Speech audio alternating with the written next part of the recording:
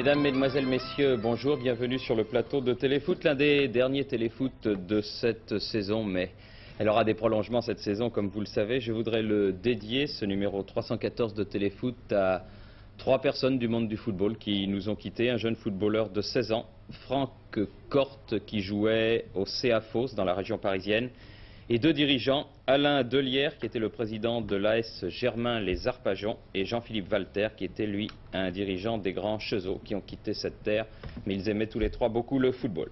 Et remercier bien sûr Henri Michel d'être venu spécialement d'Aix-en-Provence. C'est gentil Henri, parce que vous n'avez pas beaucoup de jours de congé. Alors on vous en a saboté, hein. On s'excuse, mais enfin je crois que c'était intéressant pour les amateurs de football que vous veniez nous raconter quelques petites histoires. Ça va bien? Ça va bien. Vous êtes content maintenant que vous avez donné votre liste? Je suis un peu soulagé, seulement le regret des garçons que je ne peux pas emmener, c'est facile à dire, mais c'est sincèrement vrai. Il n'y a que 22 places malheureusement, il y a des choix à faire, ce que j'ai fait.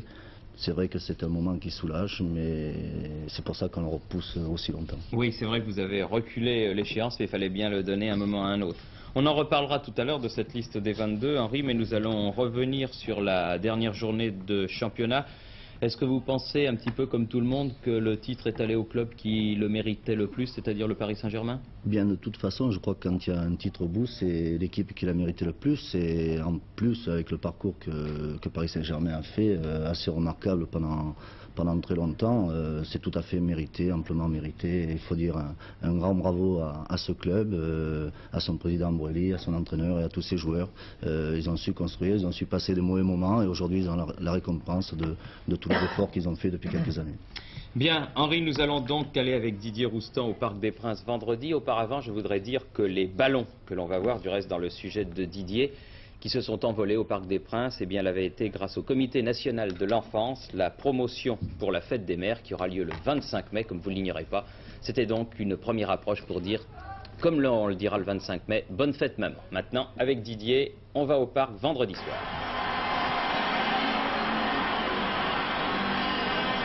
Voilà, c'était la fête vendredi dernier, vous le savez, au Parc des Princes. Les entrées étaient gratuites, il y avait environ 35 000 spectateurs. En plus, il faisait assez bon, pas de pluie, contrairement à ce qui se passe en ce moment pendant le week-end. Et pour tout arranger, dès la 3e minute, à la suite de ce corner de Fusic, c'est bien un premier but marqué par Jacques. Donc l'incident est clos. Mais un deuxième but peut-être sur cette action, mais non, Rocheteau échoue sur ce pénalty. On l'avait un petit peu forcé à le tirer, d'ailleurs, après le pénalty de Bordeaux. Et finalement, c'est Robert Jacques, déchaîné, qui, quelques secondes plus tard, après le pénalty, c'est-à-dire à la 10e minute, marque le deuxième but. Encore une occasion pour le PSG, qui sans vraiment dominer Bastia, a su accélérer quand même au bon moment, et qui menait 2-0 à la mi-temps. Il aurait pu mener d'ailleurs 3-0, car Luis Fernandez avait touché le poteau, ou peut-être 3-1, car ici, Marocchini avait quand même une belle occasion de réduire la marque. Vous voyez qu'il y avait quand même beaucoup d'espace libre, ça sentait la fin de championnat. Nouvelle occasion pour Rocheteau. Et nouvelle occasion, je vous en ai parlé à l'instant, pour Luis Fernandez. C'était son dernier match sur les couleurs du PSG. Il est terminé en marquant un but, c'est bien normal, mais ça sera pour plus tard. Mais Bastia va relancer un petit peu la rencontre, encore que l'on sait à cet instant de la partie que Nantes ne mène qu'un but à 0 à la mi-temps. Et voilà, un centre de Servetti, une reprise de Testade, déviée légèrement par le genou de tibia de Pilorget. Cela fait 2-1 et finalement 3-1, car il va y avoir un penalty à la suite de cette faute de Nativi sur Michel Bibard. Et cette fois, le dernier but de Luis Fernandez sous le maillot du PSG. 3-1. Donc, en plus ça tombe bien du côté du COP, c'est là où il y a beaucoup de supporters du PSG, les boys, comme on dit. Et pour terminer, cela va de soi, un deuxième tour d'honneur en 15 jours, puisqu'on avait déjà eu un sur cette même pelouse après le match contre Monaco, mais enfin il fallait conclure, c'était comme après le France-Pays-Bas 2-0, il fallait quand même battre Chypre, vous savez, dans les éliminatoires de la Coupe du Monde 81. Là c'était un petit peu la même chose, et le feu d'artifice. Puis après, on descend par les Champs-Élysées et tout. C'est normal, il fallait que la nuit soit longue. Elle l'a été. Longue et arrosée. Une belle nuit, en tout cas, un premier titre donc, et saluons comme l'a fait Henri Michel Le Paris Saint-Germain, donc, qui disputera la Coupe d'Europe des clubs champions l'année prochaine. Vous savez qu'avant cette 38e et dernière journée, il y avait 2 points d'interrogation. Savoir d'abord quel serait le club européen, le 3e club européen, et qui disputerait les barrages. Eh bien, la décision est venue d'un seul et même match. C'est la rencontre Nancy-Toulouse qu'a suivi pour nous notre camarade Yves Kupferminck. Et vous allez voir, la décision a été heureuse pour les uns, triste pour les autres. Pour rester en première division, Nancy en maillot blanc avait absolument besoin d'un petit point. Pour avoir une chance de jouer la Coupe de l'UEFA, il fallait une victoire aux Toulousains. C'est donc en 90 minutes qu'allait se jouer la saison des 2 équipes. 90 minutes d'angoisse pour les Lorrains, partagées entre le désir de marquer et la peur du contre. Une spécialité toulousaine qui a bien failli aboutir à la 23e minute sur un excellent tir de Gérald Passy repoussé par D'Angelo. Une première période assez équilibrée avec des occasions de part et d'autre. La meilleure pour Nancy intervenant à la 35e minute. Fedjic étant contré au tout dernier moment par Philippe Bergerot. Philippe Bergerot qui va s'illustrer sur le corner qui suit en repoussant des 2 mains une très belle tête de Jean-Luc Haribard. Mi-temps 0-0 sur le banc toulousain, on est serein, d'autant que 5 minutes après la reprise va avoir lieu un coup de théâtre sur cette action de Marsico. L'Argentin fait un 1-2 avec Gérald Passy, s'ensuit un cafouillage et Passy s'écroule dans la surface de réparation. Monsieur Hirs n'hésite pas et accorde à Toulouse un pénalty bien sévère, d'autant qu'il a pour conséquence de précipiter Nancy vers les barrages. Et on va le revoir au ralenti. Il ne semble pas y avoir de faute de Germain sur Passy, lequel se laisse peut-être un petit peu tomber. En tout cas, Domergue va marquer en force le seul but du match. Un but qui permet à Toulouse de jouer la saison prochaine la Coupe de l'UEFA. Toulouse en Coupe de l'UEFA, donc, et bien sûr Nancy dans les barrages. C'est quand même dur d'arriver à la dernière journée, de ne pas être barragiste, Henri, et puis boum, sur un match, 90 minutes, comme l'a dit Yves, les barrages, avec tout ce que cela comporte. Ce qui est plus extraordinaire dans le parcours de Nancy, c'est qu'ils ont fait une première moitié de parcours assez étonnante, et après la deuxième partie était un peu en chute libre. C'est vrai que faire les barrages sur 1h30 et par 2 buts d'écart à la différence de but, c'est énorme. Jouer toute une saison là-dessus, c'est énorme. Et quand on se souvient qu'à la journée précédente, ils menaient 2-0 à Bastia et qu'ils ont été rejoints, ils auraient gagné à Bastia, ils se seraient sauvés. Tout à fait. Enfin bref, ça c'est le football, c'est ce qui fait un petit peu le charme du championnat. Reste que les joueurs de Nancy ne doivent pas l'entendre de cette oreille, eux qui verront leurs vacances retardées de 8 jours avec une double confrontation avec Mulhouse qui ne s'annonce pas facile. Mais enfin, nous allons pour l'instant continuer à rester en première division avec Frédéric Jaillant, Philippe Houille et Yves Kupferminck. Nous allons voir un petit peu tout ce qui s'est passé au cours de cette 38e journée. Lens-Metz, tout d'abord, plus de 30 000 personnes pour ce match dont le vainqueur était assuré de terminer 4e et donc de jouer la Coupe de l'UEFA. Mais de vainqueur, il n'y en eut pas. Là, Huard a réussi un remarquable arrêt sur un tir de Bocandé. Huard, le gardien lensois. Résultat, les 2 équipes ont un match nul 0-0 et sont devancés par Toulouse à la 4e place. 5e, les Lensois ne joueront la Coupe d'Europe que si Bordeaux bat Marseille en finale de la Coupe de France. Cette dernière action de l'équipe lensoise et de Philippe Vercruijff en particulier ne changera rien au sort de cette partie. Lens et Metz ont donc fait match nul 0-0. Nantes-Toulon, un match avec beaucoup d'enjeux. Nantes était un petit peu en course pour le titre de champion et Toulon très menacé par les barrages. Et à la 32e minute, ça ne partait pas très fort pour les Toulonnais, puisque sur ce centre d'Amis, Leroux ouvrait la marque, 1-0 donc. Leroux qui a été très offensif dans ce match, qui a eu plusieurs occasions de but et qui termine de fort belle manière cette saison 85-86. Et puis à la 45e minute, un petit incident, une faute de Alfano sur Ali Lodzik. Monsieur Depandy sort le carton jaune, tout à fait mérité. Et alors que les joueurs rentrent au vestiaire, nouvelle explication entre Alfano et monsieur Depandy. Apparemment cela ne plaît pas du tout à l'arbitre qui sort cette fois-ci le rouge. Résultat, Toulon jouera la 2e période à 10 et curieusement c'est à 10 que les Varois vont réduire la marque à la suite de cette action. Ricord pour Bénédé qui réclame le ballon, l'obtient. Un centre de Bénédé et à la réception, Victor Ramos qui marque le 19e but de sa saison, peut-être le plus important. Nice-Bordeaux, match sans véritable enjeu et un tir de Tigana sur lequel Amitrano est sauvé par son poteau. Mais ce sont les Niçois qui marquent les premiers. Il reste 18 minutes à jouer quand Rico ouvre le score. Nice mène devant Bordeaux 1-0.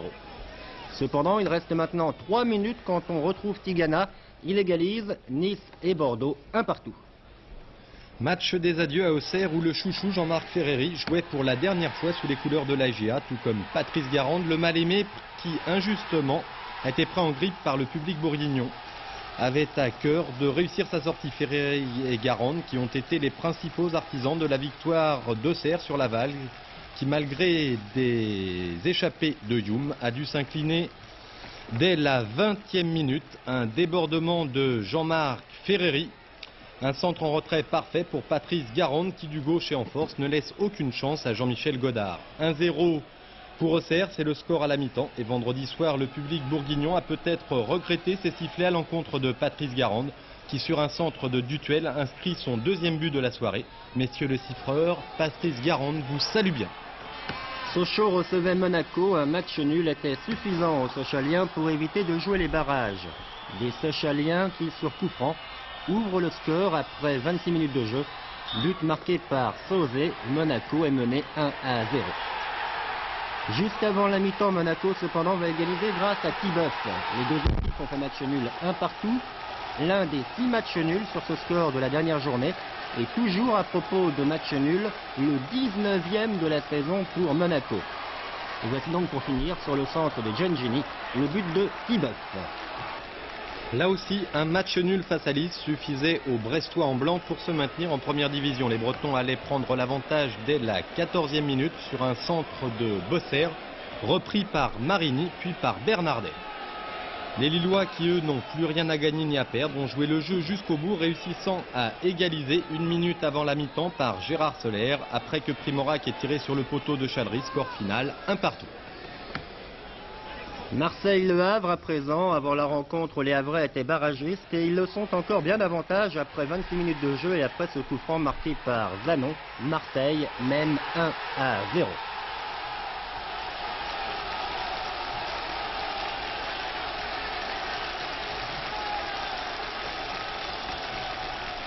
Mais à la faveur du pénalty marqué par Domergue à Nancy et grâce à celui-ci accordé par M.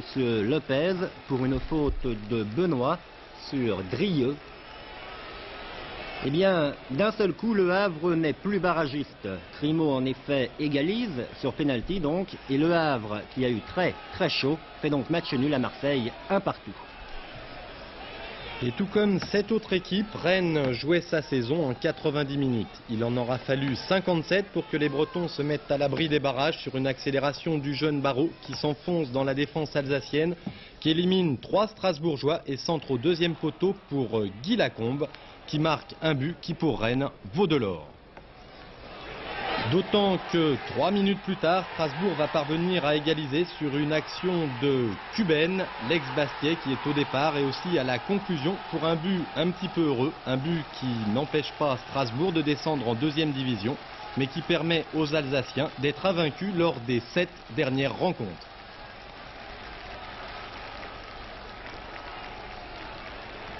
Ils se sont réveillés un petit peu tard, les Alsaciens, c'est dommage parce qu'ils ont un stade superbe, une belle région de football. Il faut leur souhaiter, tout comme à Bastia, de ne pas rester trop longtemps dans ce que l'on appelle l'enfer de la 2e division. Henri Michel, si je vous demande comme ça à brûle pour point, quelle a été pour vous la grande confirmation de cette saison et quelle a été pour vous la révélation de cette saison, vous me dites quoi? Au niveau joueur ou au niveau équipe?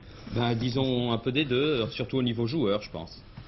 Au niveau joueur, je ne sais pas s'il y a eu des joueurs qui ont vraiment explosé cette année, si ce n'est Papin, mais en Belgique. Je pense qu'il y a eu la confirmation du talent de Jean-Marc Ferreri qui a passé un pas, qui a franchi un pas, et puis aussi le talent qui commence à se confirmer de Philippe Vercruis.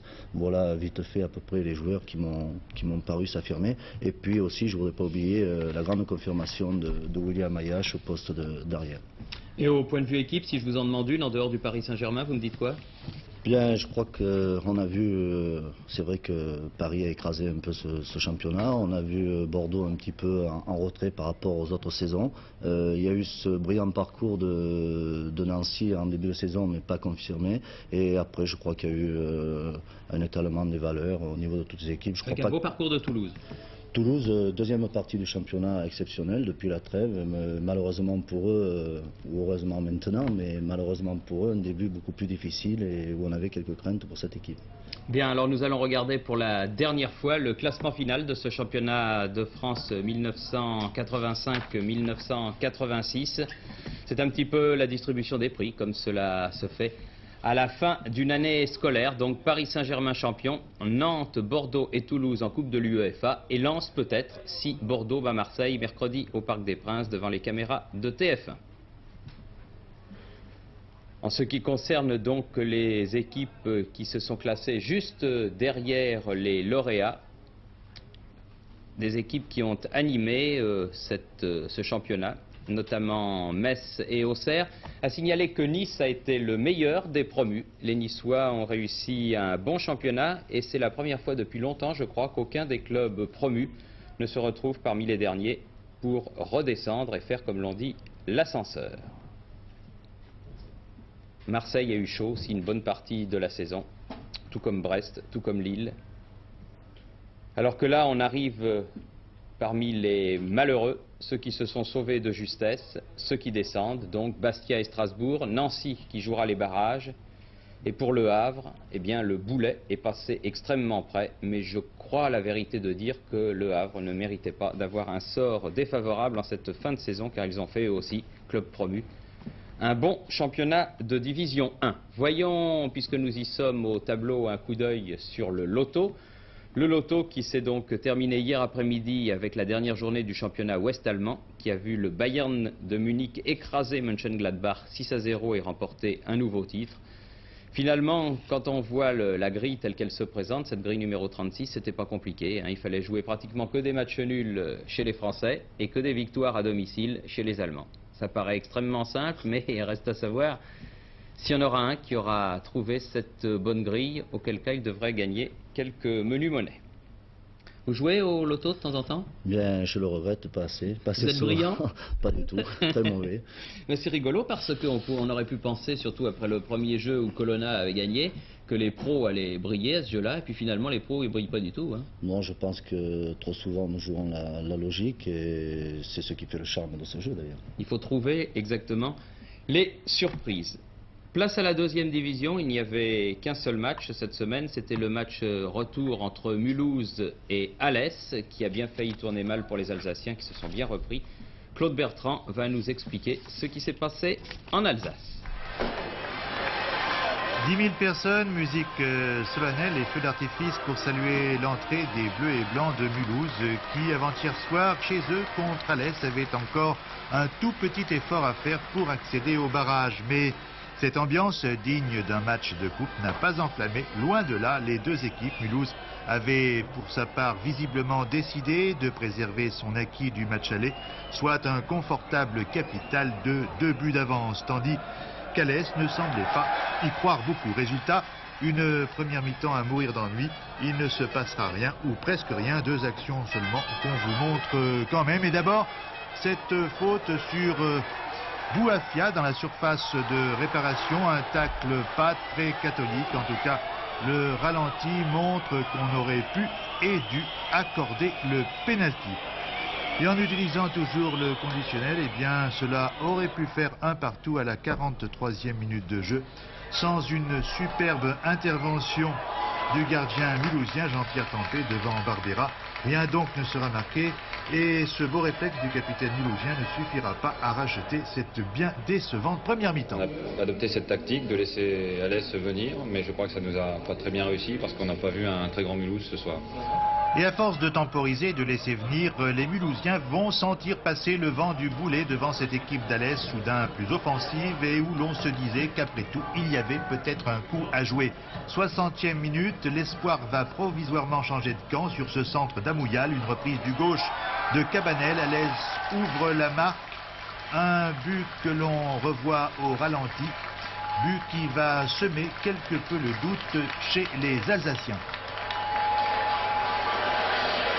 À partir du moment où Alès marquait un but, toutes les données étaient à nouveau changées. On pouvait craindre le pire parce qu'il suffisait d'un deuxième but, on était à égalité sur les deux matchs et tout était remis en question.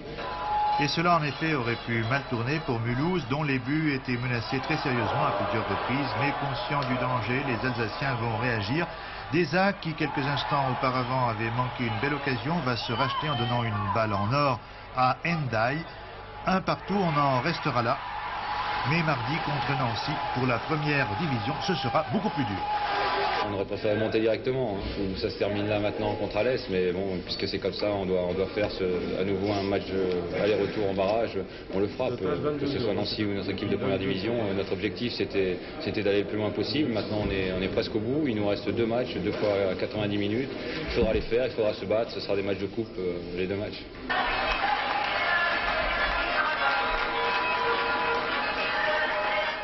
Henri Michel, Nancy contre Mulhouse avec match retour à Mulhouse. C'est presque un derby, Alsace contre Lorraine. Comment vous voyez ça? Bien, je dois dire que ce sont des matchs extrêmement difficiles à disputer, mais peut-être avec un avantage pour Mulhouse, puisque finalement Mulhouse n'a rien à perdre dans cette affaire. C'est plutôt Nancy qui doit avoir la crainte. Gérard Rouillet nous disait l'autre jour qu'en ce qui concerne les matchs de Coupe d'Europe, il a fait des petites études, des statistiques, alors qu'on a notre ami Larsen qui est venu faire un tour sur le plateau là. Il a fait des statistiques et il disait la chose suivante, c'est que contrairement à ce que l'on pense et où qu'il se joue, le premier match est très important. Oui, il est évident que le premier match détermine beaucoup de choses, notamment l'approche du deuxième match en fonction du résultat. Et il est évident que le premier match a une très très grande importance. C'est tout ce qu'on peut dire. Oui, en tout cas, il est certain que ces chocs donc entre Nancy et Mulhouse seront très sérieux. Rappelons que le vainqueur ira en première division et le perdant ira en deuxième division. Voyons maintenant qui a été sacré champion de France de deuxième division. C'était hier, la fête à Geoffroy Guichard.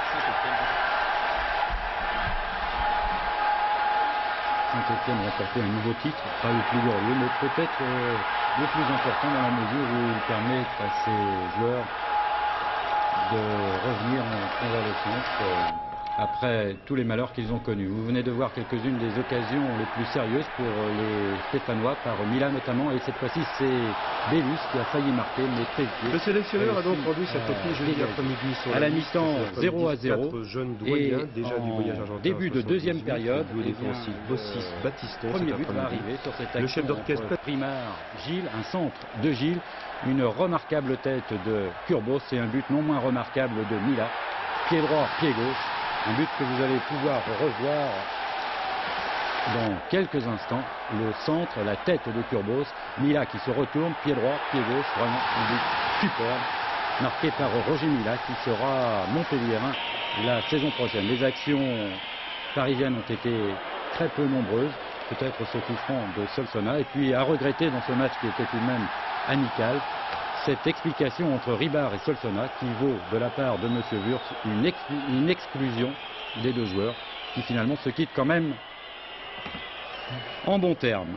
Et on joue donc les prolongations puisque curieusement dans cette finale les buts marqués à l'extérieur n'ont pas plus d'avantage que les autres. 108e minute maintenant, un centre de Tis et c'est Kabongo cette fois-ci qui marque 1-1. Kabongo qui permet donc au Racing de remporter ce titre de champion de Division 2 et de justifier aussi son titre de meilleur buteur. Les Stéphanois ont raté là par Kurbos l'occasion qui leur aurait permis de remporter ce titre de champion. Les spectateurs n'ont donc pas eu à faire la fête au vert. 30e but de la saison pour Kabongo, qui aura réussi, ma foi, un superbe parcours au centre de l'attaque du Racing. Belle année pour le football parisien, Henri Michel. Un PSG d'un côté, le Racing de l'autre, c'est pas mal. Oui, je crois que c'est même très bien. Et tout ce que je souhaite, c'est que ces deux clubs puissent vivre ensemble et bien vivre ensemble à Paris. Je crois que c'est important pour notre football, pour la capitale, c'est très important. Et puis saluer aussi le retour de Saint-Étienne quand on sait tout ce que ça représente au niveau de l'équipe, au niveau du club et au niveau de la population stéphanoise. Bien, alors nous allons maintenant aborder avec Philippe Houy les demi-finales retour de la Coupe de France qui se sont jouées il y a quelques jours puisque la finale aura lieu mercredi prochain, toujours devant les caméras de TF1 Au Parc des Princes, nous aurons l'occasion de reparler avec Henri Michel. Rennes-Marseille, Bordeaux-PSG, Philippe Louis. Les Girondins peuvent être heureux, ils ont tout connu, tout sauf une finale de coupe et cette lacune sera comblée mercredi. Bell jouera lui aussi la finale, il peut être heureux également. Les Marseillais reviennent de si loin, ils ont flirté avec la relégation pendant toute la saison et même en coupe, ils n'ont pas été particulièrement brillants, notamment lors des 2 premiers tours contre Montauban et Pont-Saint-Esprit.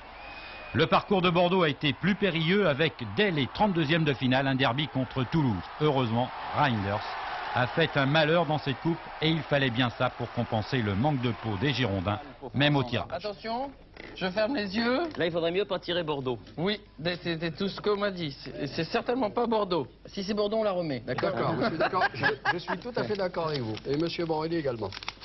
Eh bien, c'est les Girondins de Bordeaux. Oh non. Eh ben voilà, bien joué.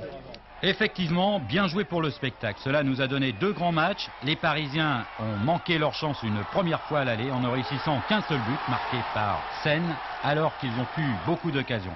En revanche, Bordeaux a eu un maximum de réussite, une occasion, un but, signé Reinders. 1-1 donc, c'était plutôt bien engagé avant le match retour, d'autant que 15 secondes après le coup d'envoi, rebelote, longue ouverture de Tigana pour Reinders, un tir terrible du gauche Douvé, et 1-0, encore un but important marqué par l'Allemand des Girondins, et peut-être aussi le but le plus rapide de l'histoire de la Coupe de France, c'est sans doute ce que se demande Joël Bach. Les Parisiens et leurs gardiens ont failli être KO dès la 7e minute sur un nouveau tir de Reinders sur la transversale, cette fois-ci. Il s'en est donc fallu de quelques centimètres qu'il n'y ait plus de match et Couvé laisse quelques regrets aux dirigeants qui ne comptent pas trop sur lui l'an prochain. Et puis 20e minute, un coup franc et un but marqué par Suzic.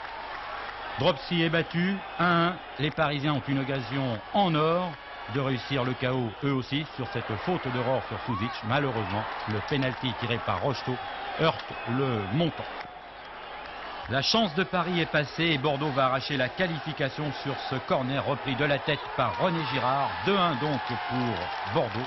Ce sera la 8e finale des Girondins. Ils ont gagné la première pendant la guerre. La suite est une longue série de défaites. À Marseille, la tendance n'est pas la même. Les Marseillais sont les recordmen des victoires en coupe. 9 exactement, avec tout juste 3 petites tâches, 3 finales perdues. Contre Rennes en demi-finale, c'est sur un coup franc que Martinez a marqué. 1-0 au Stade Vélodrome. L'avantage n'était pas énorme, mais on sait que les Olympiens jouent plutôt mieux à l'extérieur. Et cela s'est encore vérifié une nouvelle fois. Les actions les plus dangereuses étant à porter au crédit de l'OM, comme ce centre de Bril, remarquablement bien intercepté par Thierry Quillard. Diallo va avoir lui aussi une balle de but en première mi-temps. Malheureusement, son tir va passer à quelques centimètres des poteaux du gardien rennais. Au début de la deuxième période, les Bretons vont refaire leur handicap du match aller à la suite d'un débordement et d'un centre de Guy Lacombe, repris de la tête par Rémy. 1-0 donc pour Rennes, tout est à refaire. Yard va être encore sollicité sur ce coup franc de Zanon. Et finalement, c'est à la 80e minute que l'OM va se qualifier. Bril pour Diallo. Et Diallo qui va placer un superbe tir du gauche qui ne laisse aucune chance à Yard. 1 et qualification pour Marseille qui va essayer d'ajouter une 10e coupe à sa collection. De quoi impressionner Bordeaux. Les Girondins seront tout de même favoris. Mais ils se souviendront qu'il y a 3 semaines, l'OM a réussi son plus beau match de la saison en gagnant 4-0. Contre qui? Contre Bordeaux bien sûr. De quoi faire douter Bordeaux.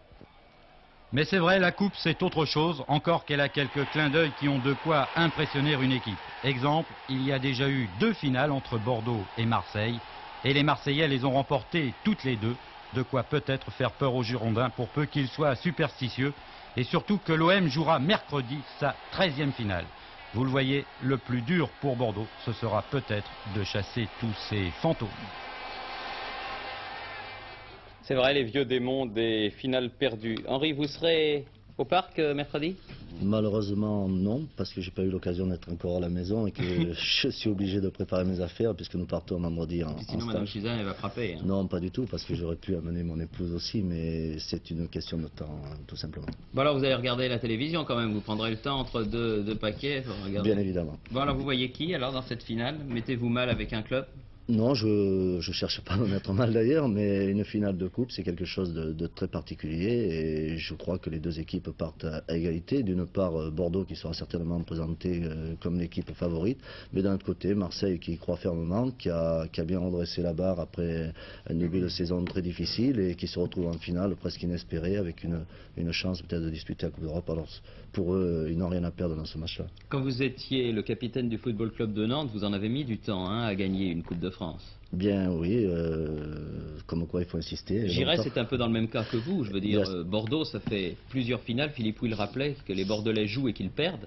Tout à fait, et puis il y a des joueurs français qui n'ont jamais eu le plaisir, la chance de remporter la Coupe de France. Alors nous, après en avoir perdu 3, eh bien, la 4e a été la bonne.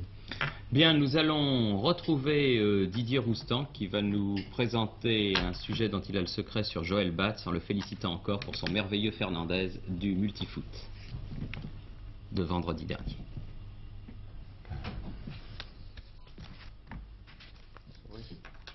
Ça va venir.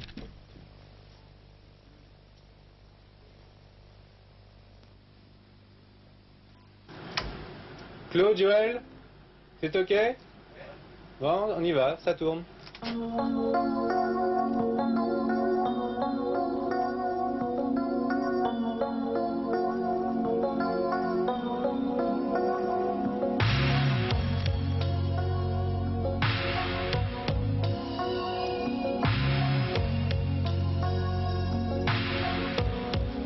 Je me suis écrit une lettre hier soir, histoire de voir comment va la vie pour moi. J'ai longtemps hésité, assis sur le trottoir, la peur de me déranger, d'être maladroit sans doute. Ce sont les étoiles qui m'ont soufflé les premiers mots.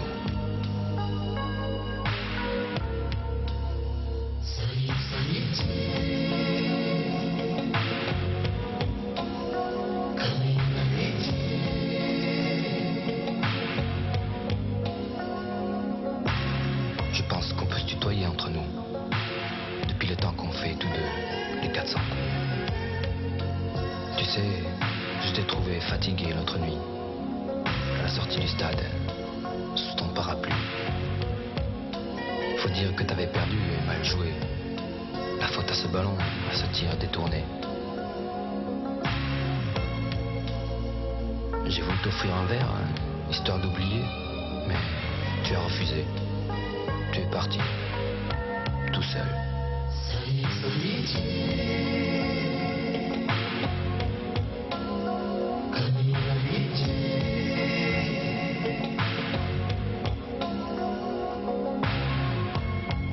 J'ai rencontré Nathalie au café des Tilleuls. Paraît que ça va pas très fort entre vous deux. Tu lui fais des reproches, tu la trouves vieux jeu. Mais ce n'est pas toujours drôle, tu sais, pour elle.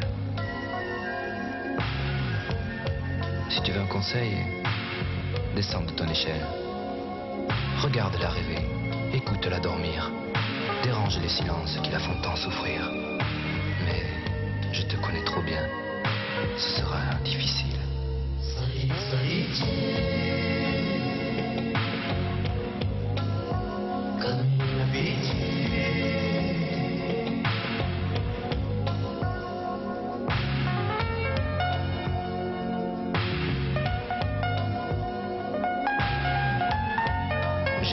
J'écris, mais je sais que cette lettre, jamais tu ne la recevras.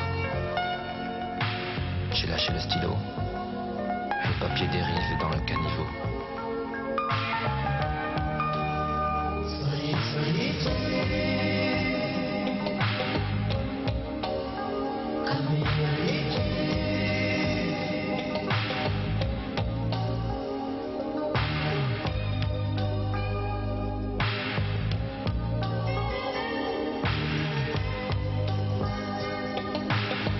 Je me suis écrit une lettre hier soir, histoire de voir comment va la vie pour moi.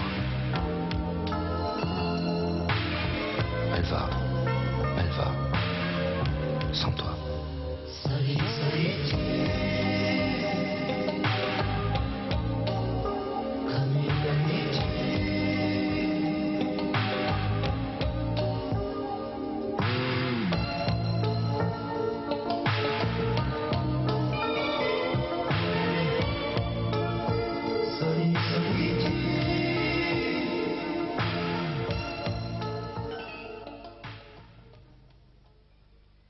donc c'est très belles images avec les nuits américaines, tout ça a été signé Emmanuel Joachim, le montage Jean-Pierre Lacam, comme sur le sujet de Luis Fernandez d'ailleurs. On l'a bien épuisé cette semaine, Jean-Pierre Lacam, et puis bon, vous avez vu le son Jean-Claude Fourré, et puis l'éclairage. C'était sympa, voilà, il y a une atmosphère hein, dans... Ouais, et puis il faut dire qu'il est quand même très professionnel, parce que souvent il y a des footballeurs ou des hommes publics peut-être qui chantent comme ça pour le folklore. Lui, enfin, il me paraît assez professionnel, il a été tout au long du clip d'ailleurs. Et donc ça a été une idée comme ça, on savait qu'il écrivait des poèmes depuis très longtemps, et puis il a fait la connaissance à Paris de certains musiciens, notamment Claude Valois, que vous avez vu, qui est au piano, et puis chanteur Barsoa, sur les deux arrières latéraux des Globetrotters, l'arrière droit, l'arrière gauche. Et lui, peut-être un jour, il aura sa place dans les buts, mais il a peut-être pas encore le niveau, je sais pas. Faut voir, on le testera. Et donc, comme ça, ils ont eu l'idée de mettre ces poèmes en musique. Il y aura un 45 tours dans un premier temps, et puis après un 33 tours. Et je crois que c'est question de penser, Henri. Ils chantent pas faux, tu vois ce que je veux dire. Non, moi je suis personnellement très heureux que les joueurs arrivent à faire d'autres choses que le football, et je crois qu'à certains moments de libre, c'est intéressant de pouvoir toucher à autre chose, et ce que fait Joël, ce que fait aussi Luis Fernandez à certains moments, je crois que c'est intéressant. Et puis Joël aura peut-être le temps pendant la Coupe du Monde d'écrire encore pendant les temps de repos. Ah bon, pas pendant les matchs, parce que ça voulait dire que vous domineriez.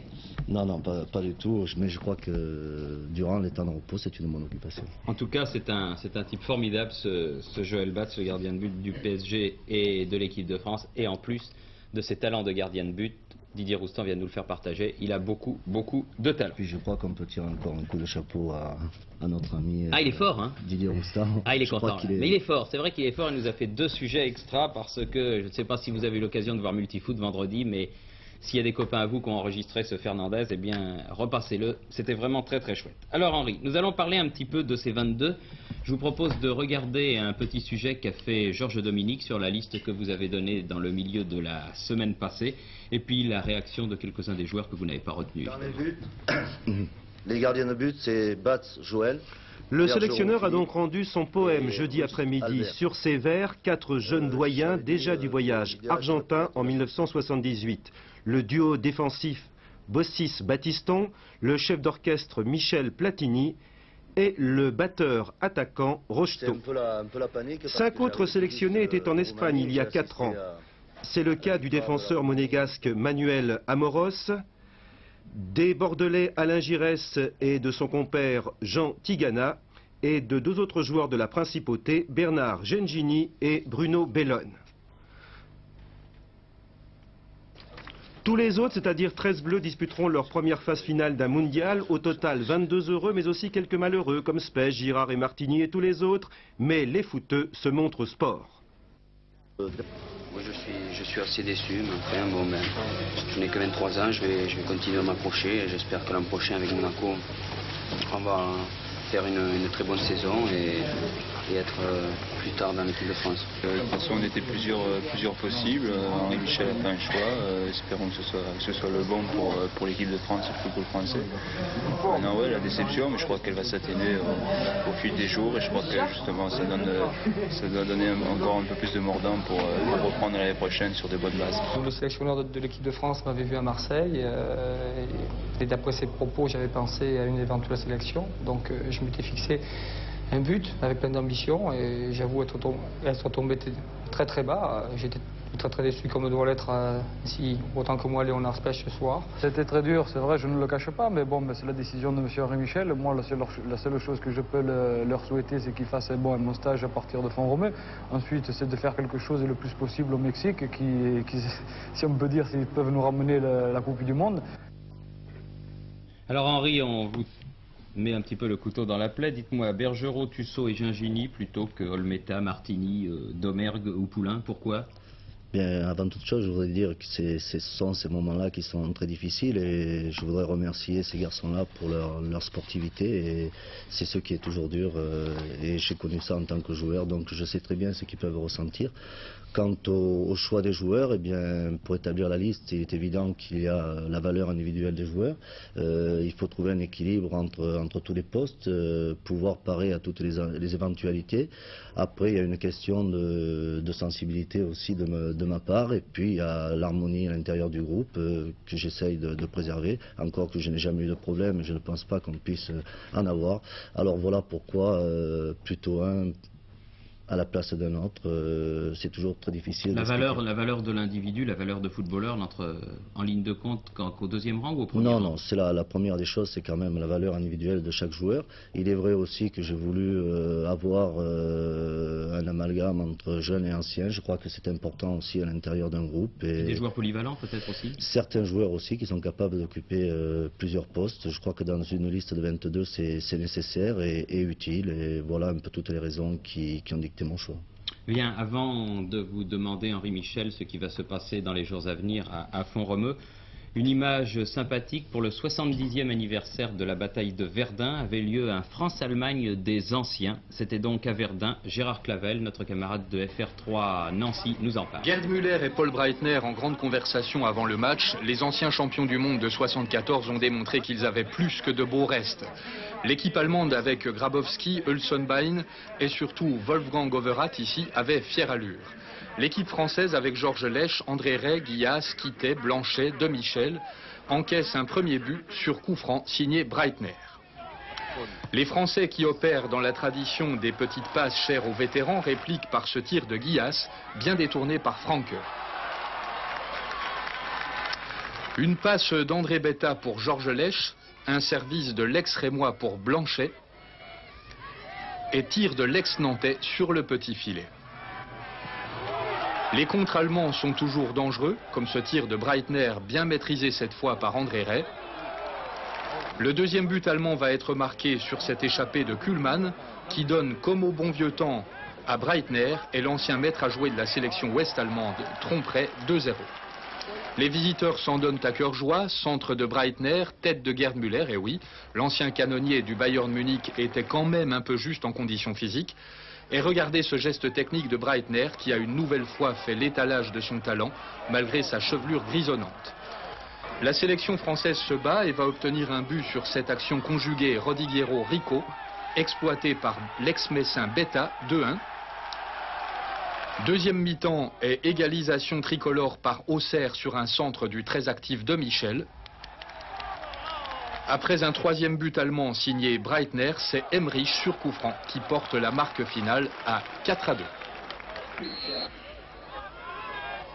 Sympa, et le public a certainement dû se retirer comblé. Henri Michel, donc vous allez vous retrouver à partir du 2 mai à Font-Romeu avec, je suppose, comme principal mot d'ordre, du moins au début, récupération, non?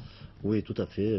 Nous sommes à Font-Romeu à partir de vendredi 2 mai et c'est vrai que dans un premier temps, tout sera axé d'une part à l'adaptation à l'altitude et dans un même temps, tout axé sur la récupération parce qu'il y a des joueurs qui commencent à accuser le coup et qui sont un peu usés. Et puis aussi permettre aux joueurs qui ont eu quelques pépins ces derniers temps d'activer leur préparation et pouvoir venir très vite en bonne forme. Alors je suppose qu'il y a un petit problème qui vous est posé en ce qui concerne Jean-Pierre Papin puisqu'il va devoir disputer la finale du championnat de Belgique. Oui, c'est un petit problème, je pense qu'à son âge, il nous rejoindra d'ailleurs après son match d'appui et je crois qu'avec son âge, on ne doit pas redouter ces choses-là et il sera lui aussi en bonne forme au moment de la compétition. 3 matchs d'entraînement sont prévus au Mexique, mais pas de match d'entraînement à Font-Romeu. Non, à Font-Romeu, je n'ai pas ressenti la nécessité de faire un match d'entraînement, d'une part parce que nous serons dans une période de récupération et le début de la préparation foncière. Par contre, 3 matchs me paraissaient nécessaires dans les conditions de compétition au Mexique. Donc nous jouerons le 21 contre une sélection du Guatemala, le 24 contre le club de Atlante et le 28 contre les Pumas de Mexico. 3 matchs sérieux donc? 3 matchs intéressants, en sachant aussi que j'ai 22 joueurs sous la main, donc avec la possibilité de les faire tourner, donc de ne pas entamer non plus leur potentiel, mais par contre de bien se situer par rapport aux conditions du Mexique qui sont extrêmement dures, d'une part l'altitude, mais aussi la chaleur et aussi l'horaire des matchs. Alors il y a une nouveauté aussi, je crois qu'il faut signaler, Henri, en ce qui concerne cette 13e Coupe du Monde, c'est que les 22 joueurs seront sur le banc et pourront intervenir à tout moment dans les matchs. Dans la limite des choses permises, évidemment. C'était un vœu de la part de Michel Hidalgo quand il était à la tête de l'équipe de France, qui a été repris par toutes les nations. Ça a été accepté, le principe a été accepté d'avoir les 11 remplaçants sur le banc de touche. Il reste encore un petit problème à régler, c'est que la FIFA à l'heure actuelle nous permet de prendre les remplaçants parmi 16 joueurs. Mais lors de la dernière réunion à Zurich, toutes les délégations et toutes les nations ont demandé à ce qu'on puisse puiser parmi les 11 joueurs, ce qui me paraît normal et évident par rapport aux joueurs eux-mêmes. Et je pense qu'il y aura une réunion quelques jours avant le début de la compétition et la décision sera prise au Mexique. Au Mexique. Bien, Henri, merci en tout cas d'être venu participer à ce téléfoot. On ira vous voir bien sûr à Font-Romeu, puis on aura l'occasion de vous voir au Mexique. Vous savez ce qu'on vous dit, on ne peut pas trop le dire à la télévision, mais on le pense très fort. Bien, en tous les cas, j'espère que nous serons capables d'assumer la condition de favori qu'on nous donne, et je crois que l'équipe de France a les moyens de le réaliser. Henri, merci. J'ai quelques petites informations rapides à vous donner avant que nous nous quittions. En ce moment même se déroule dans les salons du Parc des Princes la finale du championnat de France de Subbuteo, très cher à notre ami Jean-Michel Larquet. Et il y a également un tournoi de foot à 7, Scout Foot, en ce moment même, qui est patronné par l'ancien président de la fédération, Fernand Sastre. En ce qui concerne le 1er mai, tournoi de cadets du Sporting Club de Toulon, tournoi de foot à 7 du club sportif d'Amaillou dans les Deux-Sèvres, tournoi de sixte de Montségur en Gironde, Clay Foot Junior, garçons et filles dans le Dauphiné, tournoi de sixte senior de Tourette-le-Vins, Sporting Club Saint-Martinois-Poussin. À Nevers, Stade de la Baratte, pour le 4 mai, le jubilé Joël Pillard. Voilà en ce qui concerne les grands événements de cette fin de semaine, sans oublier le jeudi 1er mai, de belles festivités à l'occasion du cinquantenaire du district des Pyrénées de football. Là, c'est très cher, au papa de notre ami Jean-Michel Larquet. Merci, bonne fin de semaine et à dimanche prochain pour un autre téléfoot.